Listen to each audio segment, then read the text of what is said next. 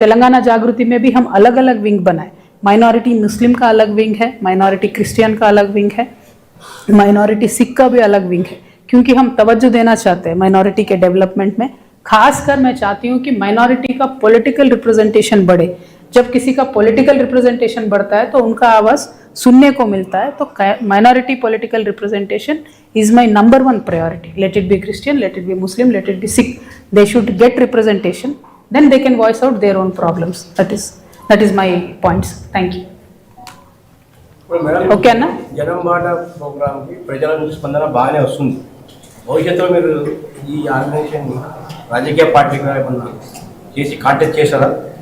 Assembly ఎన్నికలు వచ్చే assembly ఎన్నికల్లో ఖచ్చితంగా జాగృతి వైపు నుంచి మేము ఉంటాం. పేరాదే ఉంటుందా, ఇంకోటి ఉంటుందా అవన్నీ సెకండరీ ఇష్యూస్. 2029లో అసెంబ్లీ ఎన్నికలు వస్తాయని నేను అనుకుంటున్నా. అప్పుడు మాత్రం మేము బరిలో ఉంటాం, అందులో అనుమానం లేదు. ప్రయారిటీ అది ఉంటుంది. కాకపోతే ఈ లోపల ప్లస్ ఎప్పుడైనా ఫ్యూచర్లో జాగృతికి ఉండే ప్రయారిటీ ఏంటంటే ఎలక్షన్ ఉన్నా లేకున్నా ప్రజల మధ్యలో ఉండాలి, ప్రజల సమస్యలు తెలుసుకోవాలి. నేను ఎంపీ అయిన తర్వాత కూడా మీరు నా ట్విట్టర్, ఫేస్బుక్ మొత్తం చూడొచ్చు, అన్ని డిజిటల్ రికార్డ్స్ ఉంటాయి కదా. ఇప్పుడైతే ఎంపీ అయిన తర్వాత కూడా మా నాన్నగారు అప్పుడు చీఫ్ మినిస్టర్గా ఉన్నప్పుడు కూడా కేసీఆర్ గారు, నేను పర్టికులర్గా మన ఊరు మన ఎంపీ అనే కార్యక్రమం పెట్టుకొని ప్రతి ఊరు తిరిగిన మా ఎంపీ కాన్స్టిట్యున్సీలో ప్రతి ఒక్క ఊరు. అంటే నాకు అధికారం ఉంది కదా, నేనేం తిరిగే అవసరం, నేను ఆల్రెడీ ఎంపీ అయినా కదా అని అనుకోలేదు.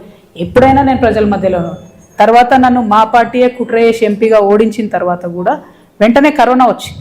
కరోనాలో కూడా నేను అవుట్రైట్గా పనిచేసిన, ప్రజల కోసమే పనిచేసిన, వేలాది మందికి పనిచేసిన, ఎక్కడెక్కడో రాష్ట్రాలలో ఇరుక్కున్న వాళ్ళందరినీ కూడా తీసుకొని వచ్చాను. ఆ తర్వాత వద్దంటే ఎమ్మెల్సీ ఇచ్చారు, నేను ఎంపీ అడిగిన ఎమ్మెల్సీ ఇచ్చారు. అయినప్పటికీ ప్రజల మధ్యలోనే ఉన్నా. ఇప్పుడు నాకేమీ లేదు, నాకు బీఆర్ఎస్ పార్టీ అండలేదు, బీఆర్ఎస్ పార్టీ సస్పెండ్ చేసింది, అయినా నేను ప్రజల్లోనే ఉన్నా. మీ అందరికి బోర్ కొడుతుంది, నేను కంటిన్యూస్గా ఉంటూనే ఉంటా ప్రజల్లో, గద్వాలు వస్తూనే ఉంటా, మాట్లాడుతూనే ఉంటా. బికాస్ పొలిటీషియన్స్ అంటే ప్రజల మధ్యలో ఉండాలని నేను బలంగా నమ్ముతా.